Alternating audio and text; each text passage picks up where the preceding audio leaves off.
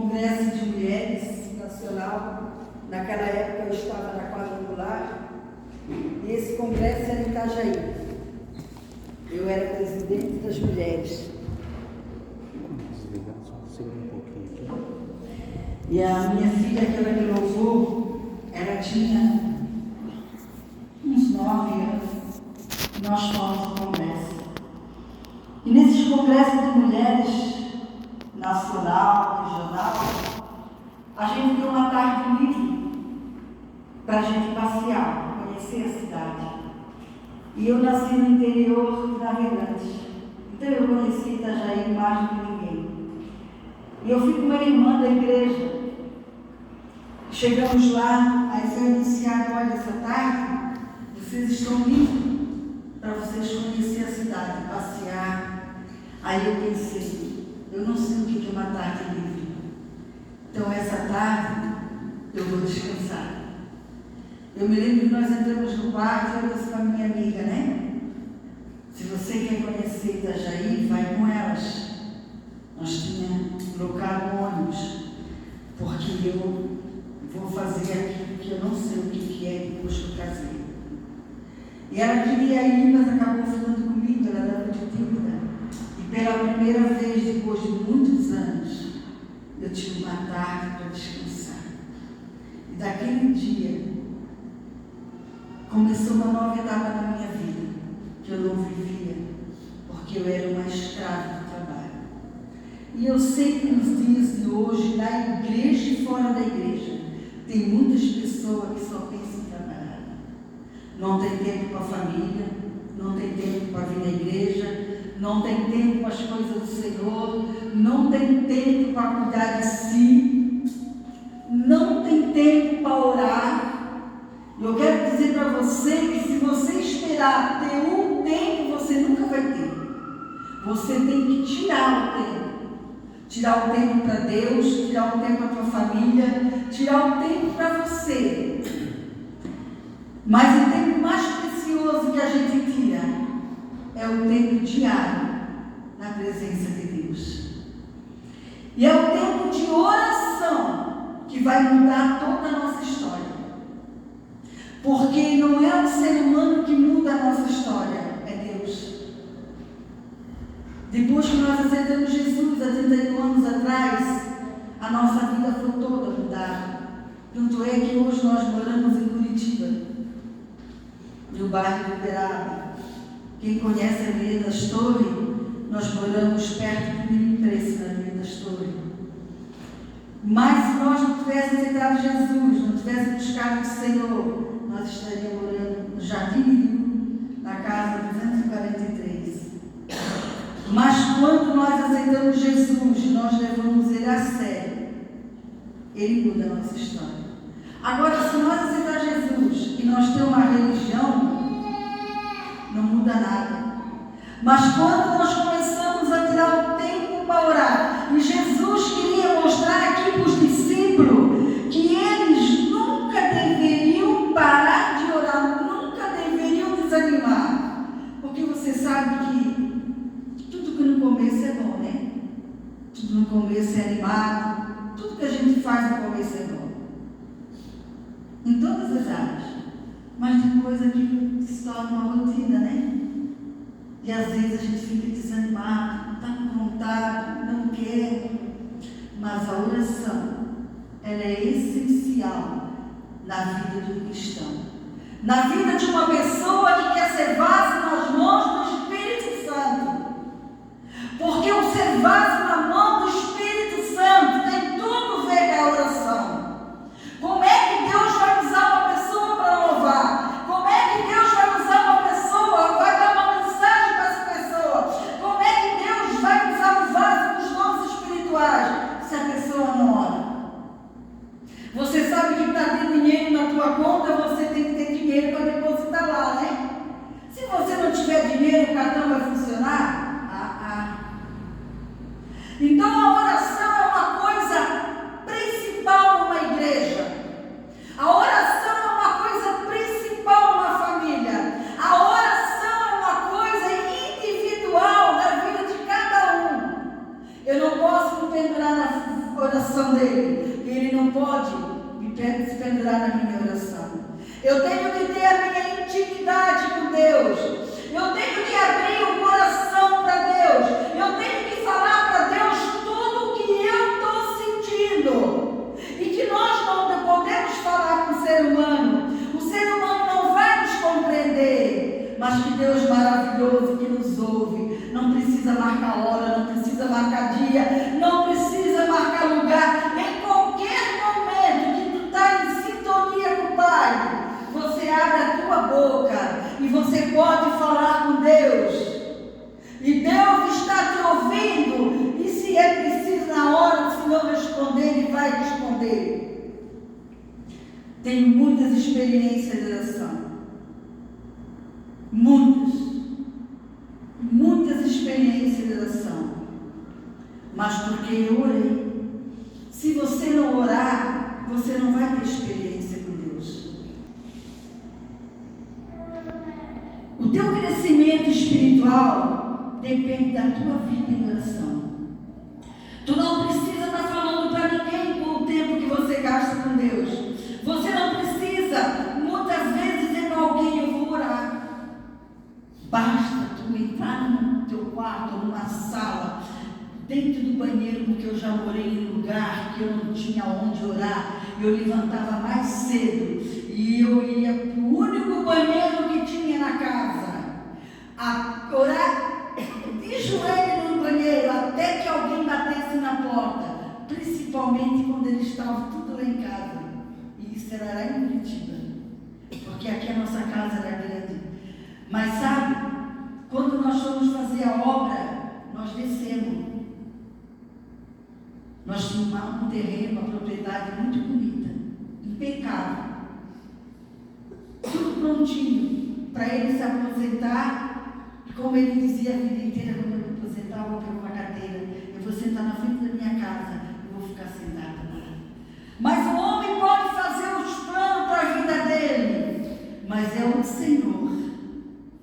É o Senhor que dirige a vida do homem. E eu era magra, eu trabalhava muito e eu pensava assim: meu Deus, ele vai se aposentar, ele vai ficar o dia inteiro na frente de casa, sentado na cadeira, olhando as pessoas passar. O ponto de ônibus, no final, era na frente da nossa casa. E eu vou trabalhar o dia inteiro e ele não vai me ajudar. Mas a história da nossa vida mudou completamente. Ele não tem tempo para sentar na cadeira, para ficar observando qualquer coisa. Desde que ele levanta, ele corre para lá e para cá. Hoje nós estamos em Curitiba e ele já construiu 3 igrejas. Ele é diretor do Campo do Paraná e 2 igrejas nós estamos dirigindo junto. E fora a nossa casa, que é grande também, então não tem tempo. Às vezes a gente pensa assim, né? Agora eu vou fazer isso. Mas o Senhor, Ele tem um propósito para a nossa vida. Ele tem um plano para a nossa vida. E Jesus queria incentivar os discípulos a ser movidos pela oração. E eu estou aqui nessa noite para incentivar você a ser movido pela oração.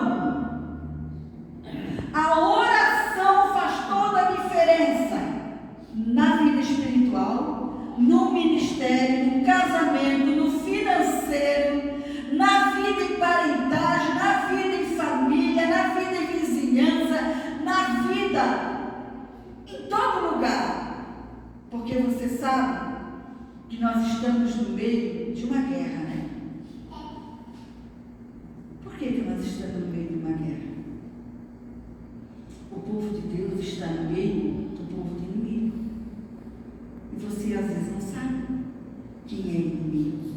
Mas se nós buscarmos em oração, o Senhor vai dar discernimento para nós. Só da pessoa abrir a boca e começar a falar, a gente já sabe se é de Deus ou não é. Porque a Bíblia diz que a boca fala, o coração está cheio. E quem está cheio de Deus, fala de Deus, automaticamente. Automaticamente. É que nem um cartão que você bota na máquina para pegar dinheiro. Se tiver dinheiro, vai sair.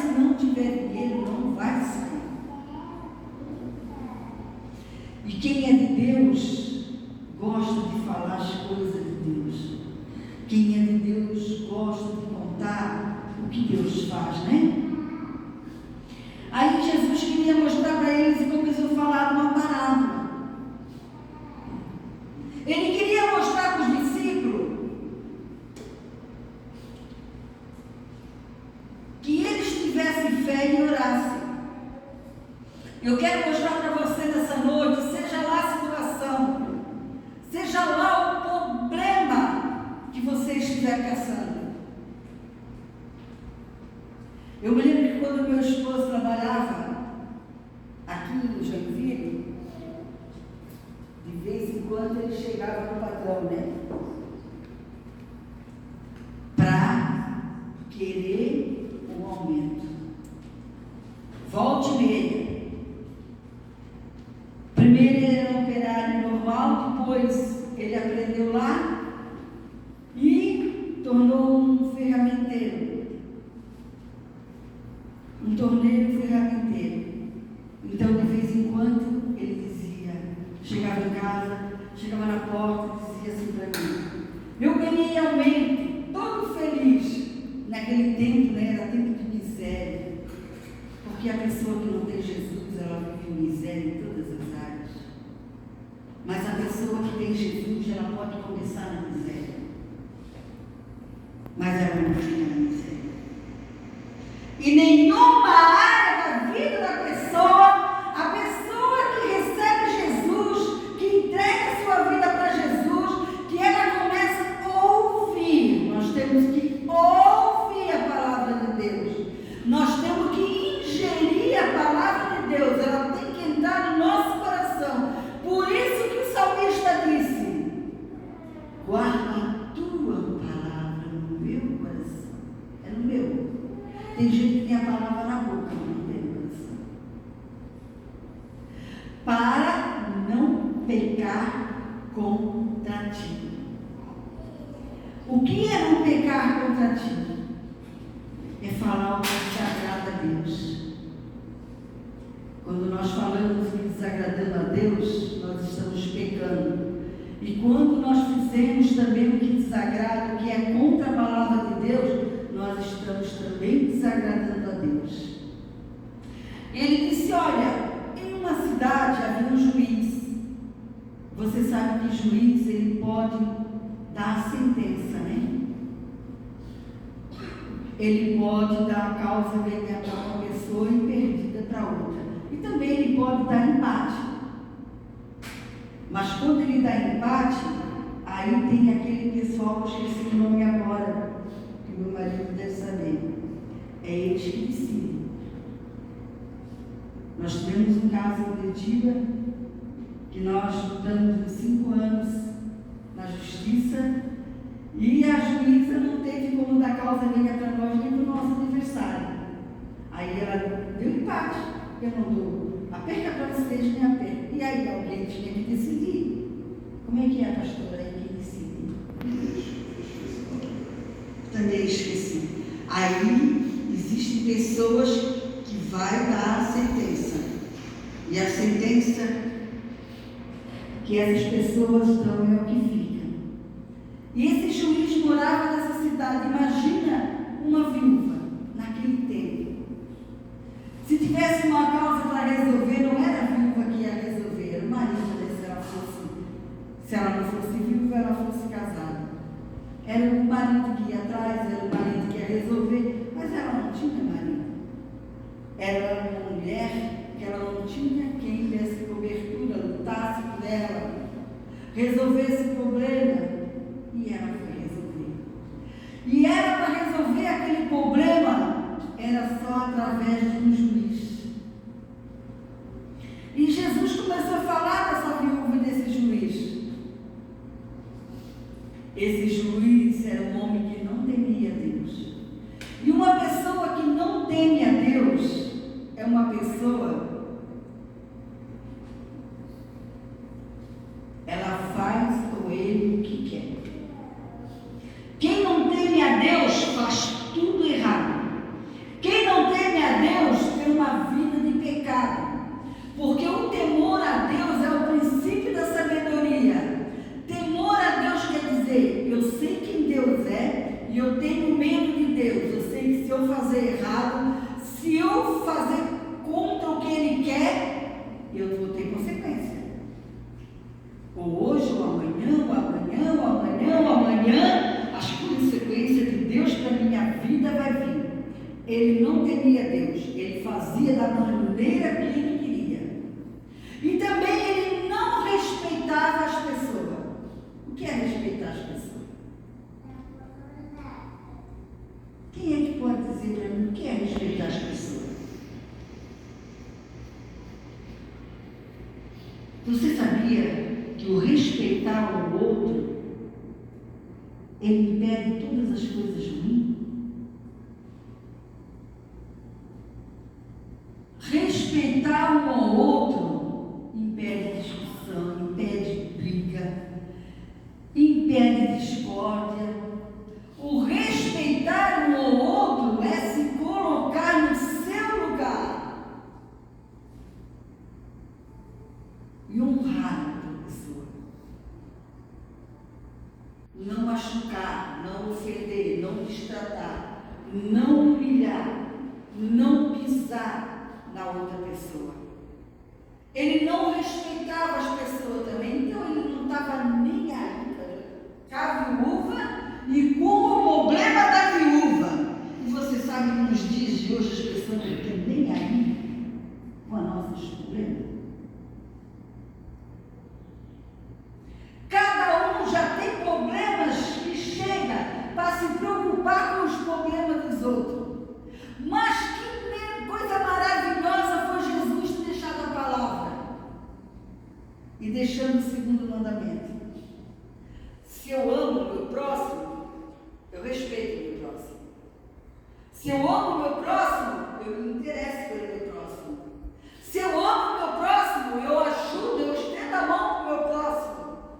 Se eu amo o meu próximo, eu tenho que amar como a mim mesma. Como é que eu amo? Tu se ama? Tu ama você? Porque primeiro você precisa se amar. Aí depois você vai conseguir amar o outro. E a gente, às vezes, como eu fui criada numa religião que falava de amar o próximo, sim, mas nunca me ensinaram a amar a mim mesmo. Primeiro, eu tenho que me amar. Depois eu amo o meu próximo como a mim mesmo. Primeiro, eu também tenho que fazer coisas que eu gosto, que não é pecado. Se eu faço coisas que eu gosto, eu vou ser uma pessoa realizada. Eu vou me sentir bem comigo. E depois, aí, eu vou fazer as pessoas. Você consegue dar um dinheiro para a pessoa se você não tem? Então, primeiro você precisa ter o dinheiro para depois você dar para outra pessoa. Você consegue dividir uma comida para alguém que você não tem? Está vendo como antes de amar o próximo tem que ser nós? Agora, se eu tenho a comida, eu posso dividir meio a meio. Você está entendendo? Se eu não estou bem com Deus, eu não estou bem em Cristo, eu não estou bem, eu não vou estar bem comigo. Porque tudo primeiro é Deus. Nós estamos falando do semelhante. Mas se eu estou bem comigo, eu também vou estar bem com o semelhante. Porque coisa difícil é lidar com o ser humano, né? Você acha fácil lidar com o ser humano? Viver com o ser humano? Eu não acho. Eu acho muito difícil, até que a própria família.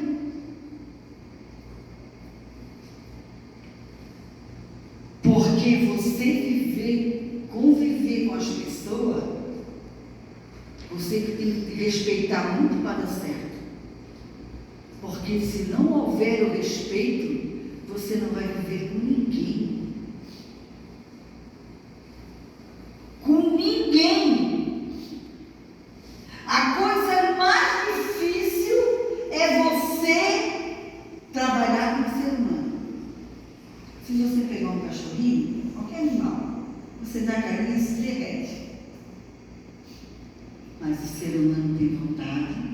tem querer, tem temperamento forte, tem gente que é mansa, é branda, é fácil de lidar, mas tem gente que é muito difícil de lidar.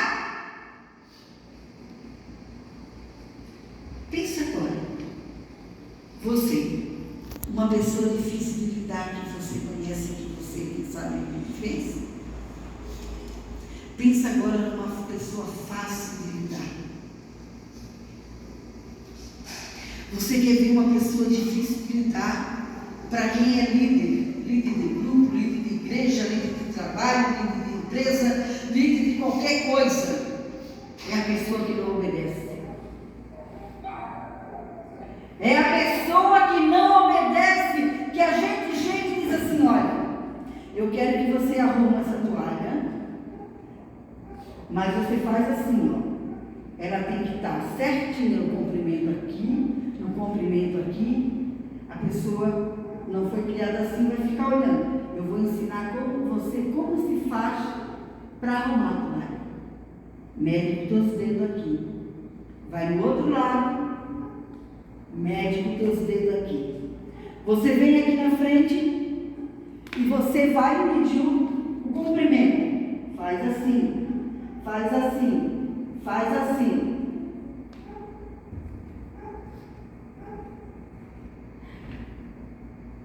Aí você entrega aquele trabalho para a pessoa e você vai sentar no banco, na cadeira.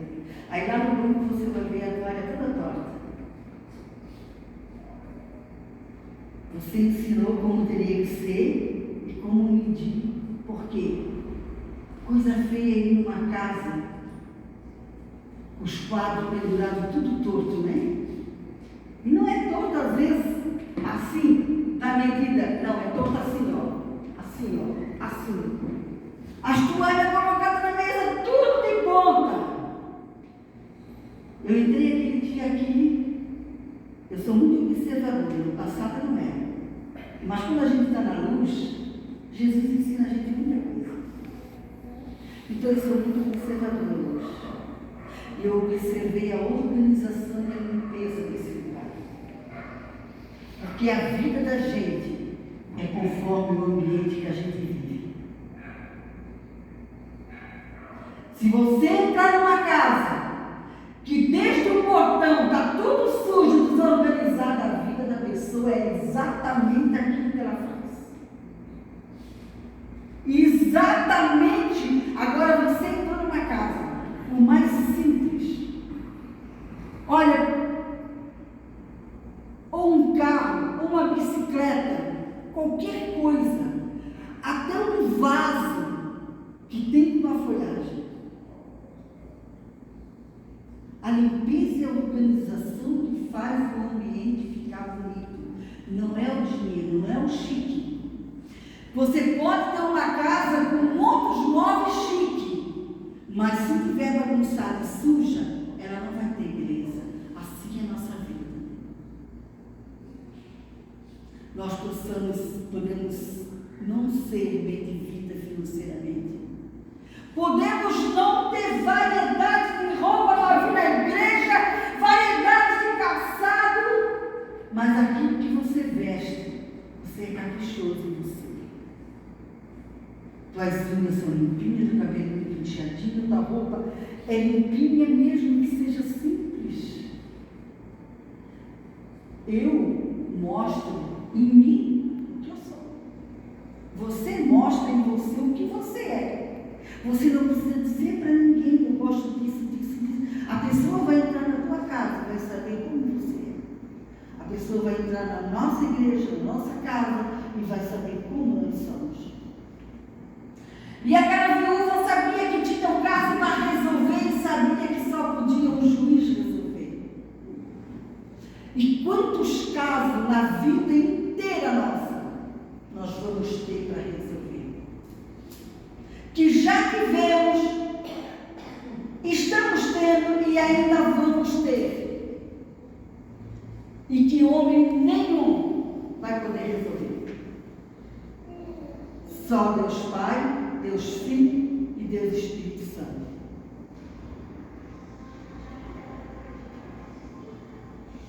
E aí nós temos que fazer igual aquela viúva.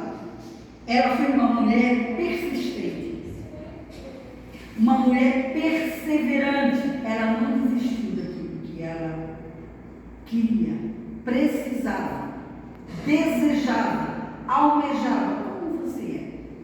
Você começa as coisas e desiste no meio do caminho e não consegue perseverar? Você sabia que todas as vitórias da vida da nossa, em todas as áreas, a gente vence na perseverança? É na perseverança, é na persistência. Eu quero comprar um carro, mas eu não tenho dinheiro para comprar um carro. Mas o que sobra é muito pouquinho para me comprar um carro. Mas eu devo guardar o que sobra. Eu me lembro que o primeiro carro zero que nós tivemos foi em Joinville.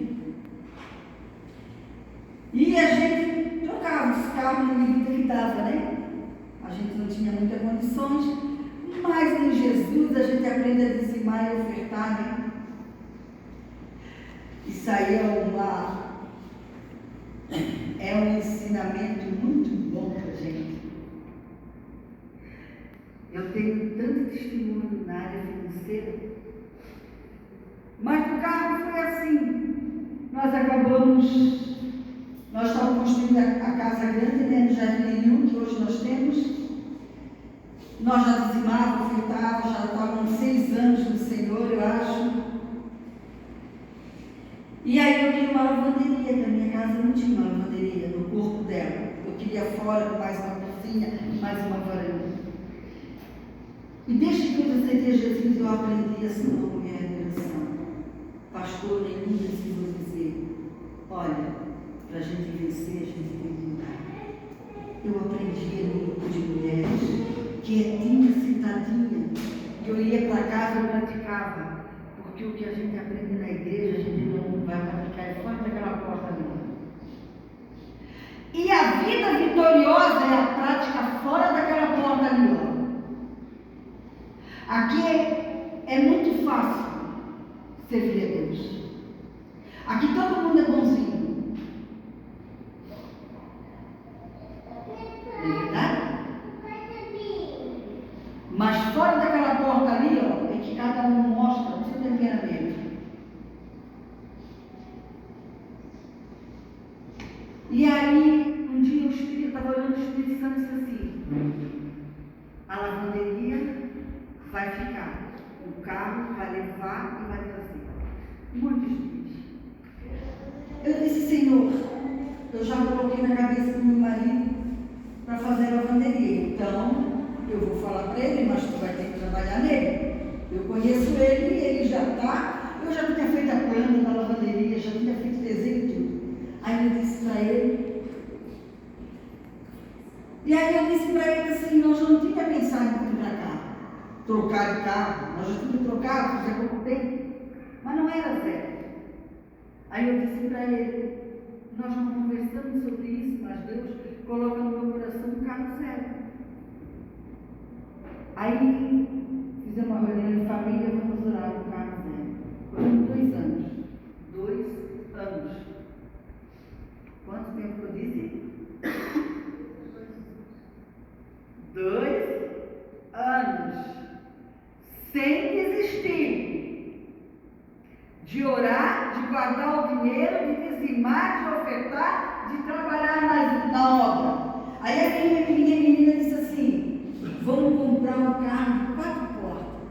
Aí eu disse, eu quero um Gol prata. O meu marido disse, eu quero um Gol 16 válvulas. Fechou.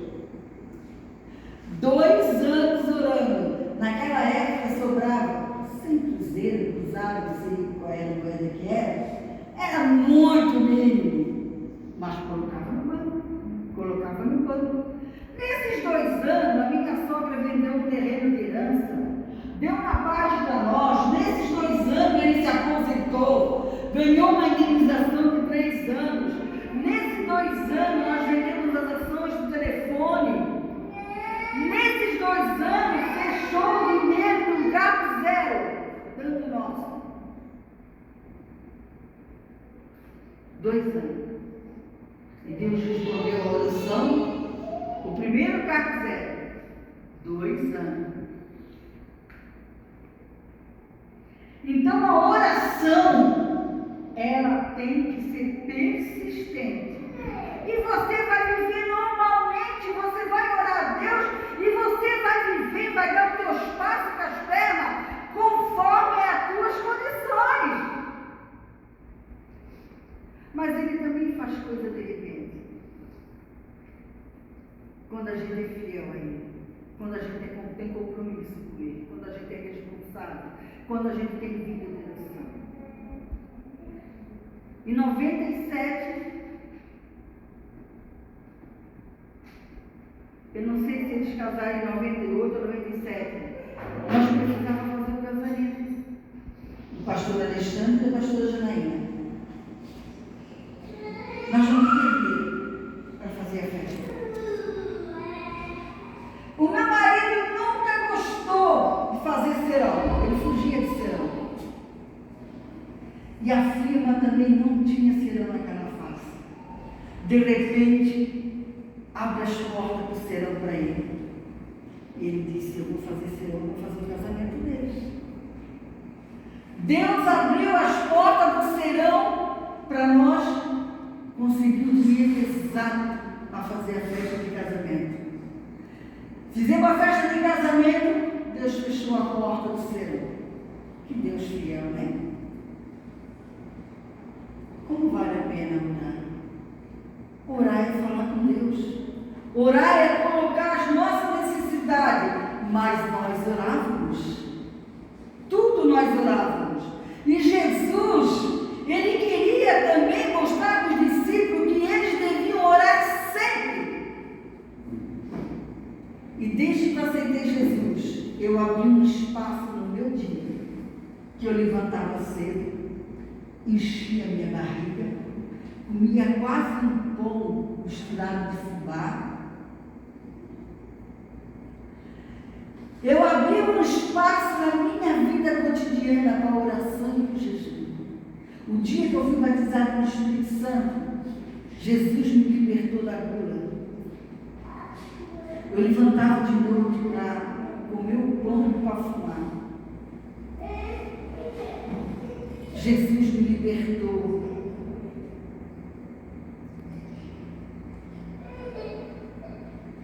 Aquela viúva, ela insistia tanto no juiz, que o juiz estava ficando aborrecido, chateado, incomodado, perturbado, porque ela andava atrás dele. E é assim que nós devemos fazer com Deus Pai, Deus Filho e Deus Espírito Santo. Nós temos que insistir tanto, pedir tanto, clamar tanto, gritar tanto para as coisas que nós precisamos, que desejamos, as coisas espirituais, materiais, família, em todas as áreas. Uma coisa boa eu vi nesse juiz. Sabe o que foi a coisa boa? Eu acho que você nunca descobriu uma coisa boa nesse juiz, nessa palavra. E eu descobri. Ele não temia Deus, quer dizer que ele fazia tudo errado, tinha vida de pecado. Ele não respeitava o ser humano, quer dizer que ele não estava nem aí com o ser humano. Isso é o que Jesus estava falando para os discípulos. Mas ele falou assim, ó, pera, eu sei que eu não temo a Deus e não respeito o ser humano. Essa foi a coisa boa que eu encontrei nesse juiz. Sabe qual foi a coisa boa? Ele reconheceu o que ele fazia de errado. E nós, como cristãos, como seres humanos, nós devemos reconhecer o que nós fazemos de errado. Ele disse assim, ó, eu sei que eu não temo a Deus. Ele reconheceu que ele não temia Deus. Como é difícil, às vezes, a pessoa reconhecer, às vezes que mente, às vezes que rouba. Não, eu não roubo. Você sai da empresa com um paninho escondido da empresa, com caderno às vezes, com caneta. Se que você leva a coisa da empresa para casa, que é da empresa, você está roubando. A não ser que você chega no seu encarregado e diz, olha, posso levar isso aqui? Estava lá jogado. Se ele dá ordem, ele está dando. E como é importante a pessoa reconhecer. Quem sabe reconhecer? Há uns 10 anos atrás, você sabe o que é rede de moinho, né?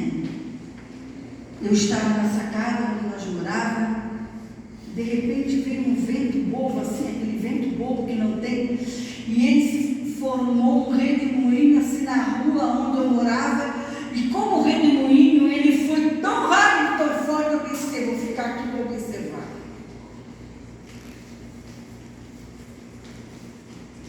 E com aquele redemoinho veio um vento muito forte, que derrubou algumas árvores, e 2 caíram no meio da casa de 2 casas. E foi muito triste porque aquelas casas não serviam a Jesus, aquela família não conhecia Jesus, e eram pobres, moravam num lugar bom, mas eles eram muito pobres. E nós ficamos com pena dele, né, da situação que ficou. Foi um vendaval muito feio, e eu me lembro que um dia eu encontrei ele na rua, e aí ele falou assim, que até aquela noite, daquela tempestade, ele nunca tinha dobrado o joelho para falar com Deus. O falar com Deus dá livramento de coisas assim.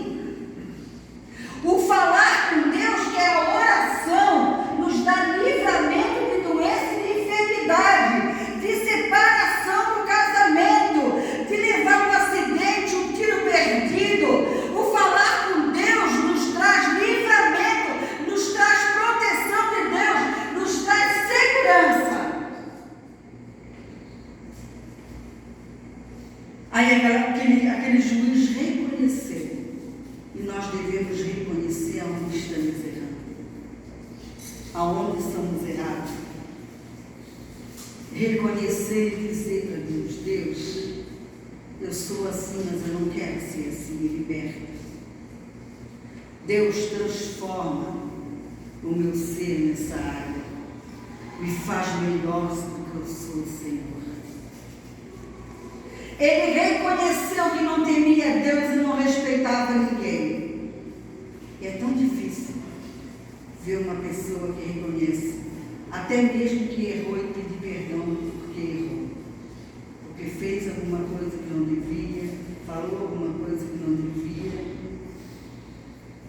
Ele disse, já que ela está me enrolando tanto, porque se eu não fazer alguma coisa, ela vai acabar comigo. Olha a persistência daquela viúva.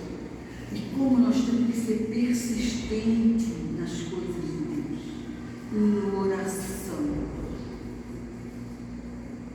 Ele disse, e ela pedia para ele ajudar ela e julgar a causa do adversário. E outra coisa que me chamou a atenção, quem sabe você já leu essa palavra, pregou essa palavra, mas nunca te chamou a atenção. Jesus chamou aquele homem de desonesto. E você sabe que um juiz não pode ser desonesto. Ele tem que ser uma pessoa correta. Ele tem que julgar com justiça. E eu sempre que eu reli, eu peguei essa palavra, eu me inculcava por que Jesus chamou aquele juiz de desonesto. Porque a viúva foi pedir ajuda para ele julgar a causa dela. Ele foi tão desonesto que ele não julgou. Ele foi direto dando a causa ganha para ela sem julgamento. Por isso que ele foi desonesto. Nós temos que cuidar muito com as nossas atitudes, para que as nossas atitudes não sejam desonestas. Ele era juiz, ele podia fazer como ele queria. Não, ele não podia fazer como ele queria. Ele tinha que julgar como juiz. E depois do julgamento, dar a sentença para quem estava certo. temos que cuidar muito para ser honesto diante de Deus e diante das pessoas. Jesus disse que ele foi um juiz desonesto. Claro, ele não julgou a causa da viúva.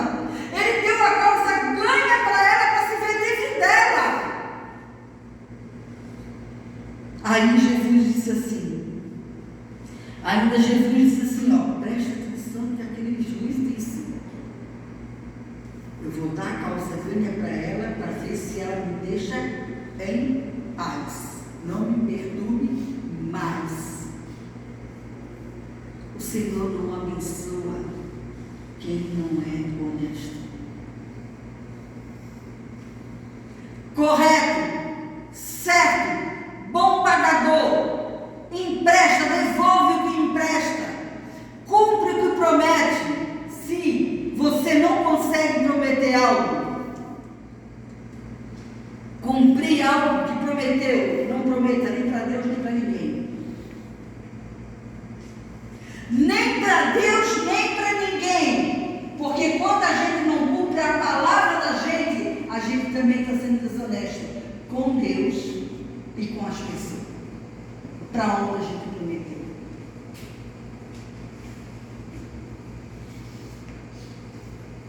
Será então que Deus não vai fazer justiça a favor do seu próprio povo que grita por socorro dia e noite? Será que Ele não vai demorar para ajudá-lo? Eu afirmo a vocês que Ele julgará a favor do seu povo. Muitas vezes na nossa vida, a gente passa por caminhos, por situações, que somente abrir a boca e falar com Deus não é o suficiente. Nós temos que gritar. Gritar como o cego de Jericó. Gritar como Jesus está falando aqui, ó. Será que Deus não vai julgar com justiça o seu povo que grita? Você sabe que gritar não é falar. Na cidade não dá muito para gritar, né? Mas lá na roça se gritava muito. Principalmente quando alguém ia para a roça, que o outro ficava em casa, né? E estava na hora do café, ou queria dar um sinal. Tinha gente que usava até assobio, uma forma de chamar a atenção que estava na roça, né? Na cidade não dava para orar muito alto, né? Gritar, pedindo socorro para o Senhor, porque o vizinho do lado vai escutar, né? E vai pensar que estavam brigando, estão matando, né? Mas no tempo de Jesus, eles ensinavam a orar gritando, pedindo ajuda, pedindo socorro. E nós, quando tivermos um problema, nós devemos pedir ajuda, socorro para Deus, sem ter vergonha. Quando entrarmos na igreja, nós devemos dobrar o joelho e orarmos ao Senhor. O que nós queremos receber naquele culto? O que nós precisamos na nossa vida? O que está acontecendo na nossa casa? Como que Deus vai fazer alguma coisa se nós não abrir a boca e falar com Deus? Por isso eu quero te deixar uma receita hoje, se você não sabe. Espero que você leve para o resto da tua vida. Eu espero que essa mensagem mude algumas coisas na tua memória. Porque se a palavra não mudar, ninguém mais te muda. Se a palavra não mudar, ninguém mais te muda. Engravide dentro de você. Tudo que você faz, primeiro engravida dentro de você. A criança para nascer, ela tem que estar grávida dentro do ventre da mãe. Engravida tudo que tu quer fazer. Não saia dizendo para as pessoas, olha, agora em diante eu vou fazer assim, assim. Não fala. Porque se você falar, o diabo vai trabalhar, vai impedir. Engravide dentro de você. A partir de hoje, o culto é às 7. Mais 6 horas eu vou estar na igreja, dobrando meus joelhos e falando com esse Deus. Gritando, quem sabe, para Ele, contando as coisas para Ele, colocando na presença dEle, como você está sentindo, rasgando seu coração. Quando o culto começar, você vai começar a sentir uns calor, você vai começar a sentir a presença do Espírito Santo,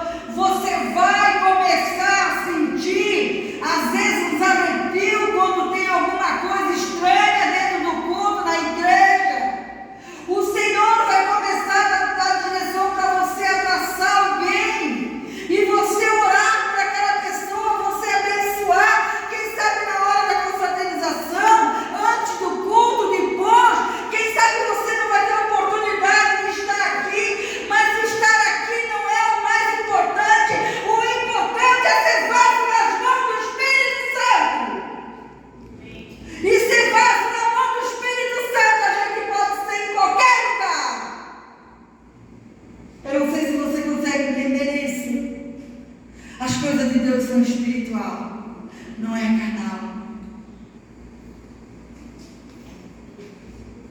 Louvado seja o nome do Senhor.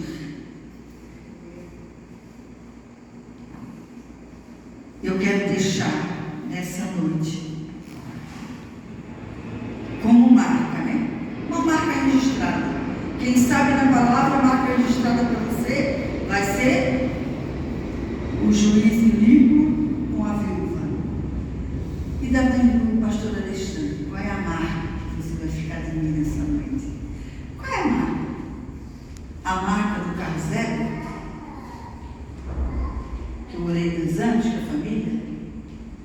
A marca que ela ensinou a engravidar, organizar a minha vida em 6 horas. E pastor, 6 horas eu quero estar lá na igreja, eu quero começar a orar. Eu quero começar a orar pelo culto, orar pela igreja, orar pelos irmãos, orar pelas minhas necessidades.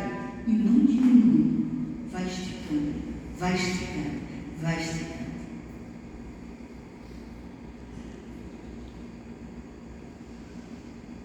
A oração vai trazer alívio para a tua alma.